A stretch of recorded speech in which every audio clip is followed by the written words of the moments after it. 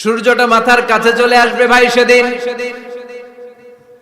সূর্যের প্রচন্ড তাপে মাথার মগজগুলো ভাতের মাড়ের মতো গলে গলে নাকের ছিদ্র আর কানের ছিদ্র দিয়ে বেয়ে বেয়ে পড়বে।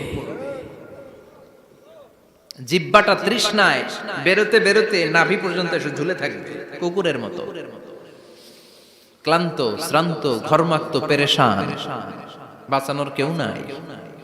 মায়েশা জিজ্ঞেস করলেন, ইয়া রাসূলুল্লাহ, don't they feel any shy? Nobody belong any garment in their body, no dress in their body. তাদের দেহে কোনো ড্রেস নাই, পোশাক নাই। নবীরে, এতগুলো মানুষ উলঙ্গ, লজ্জা লাগবে না? বিশ্বনবী বললেন, আয়েশা তুমি লজ্জার চিন্তা করো, সেদিন বাবা ছেলেরে দেখে দৌড়ে পালাবে।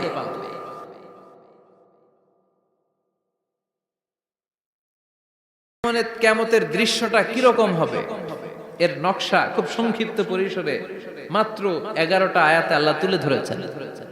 আপনি মনোযোগ দিয়ে কানগুলো খরগোশের মতো খাড়া করে যদি কথাগুলো শুনেন, আপনার মনে হবে আপনি এখানে বসে কিয়ামত চোখে লাইভ দেখতেছেন। লাইভ আল্লাহ এমন ভাবে বলেছে, সুবহানাল্লাহ পড়েন।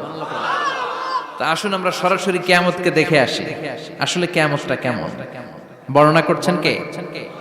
আল্লাহ। সূরার নাম হচ্ছে সূরাতুল কারিয়া। কি নাম? আওয়াজ করে উত্তর দিতে হবে। সূরার নাম আল কারিয়া। চিৎকার মেরে বলেন, সূরার নাম কি? আল কারিয়া। এটা মাক্কি সূরা। কি সূরা? বিশ্বনবীর জীবনের দুইটা পর্ব, একটা মাক্কি পর্ব আর একটা মাদানী পর্ব।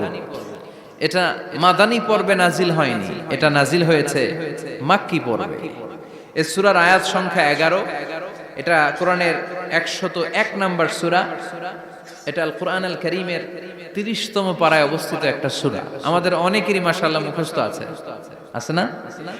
ইমাম সাহেব নামাজে প্রায় পড়ে, অনেকেরই মুখস্থ। শুনতে শুনতে কবে যে মুখস্থ হয়েছে আমাদের নিজেরাও জানি না। সুবহানাল্লাহ পড়েন।